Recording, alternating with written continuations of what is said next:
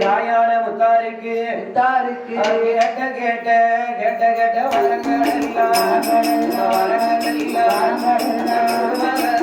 திருவாதரன்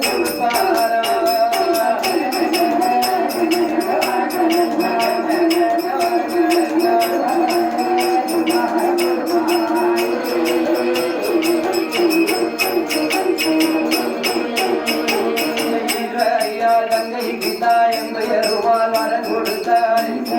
தங்கை கீதாயம் பெருமாள் வரம் கொடுத்தார் பார்வதியால் தங்கை கீதா பகவானவர் வரம் கொடுத்தார் பார்வதியால் தங்கை கீதா பகவானவர் வரம் கொடுத்தார் இவ்வாறு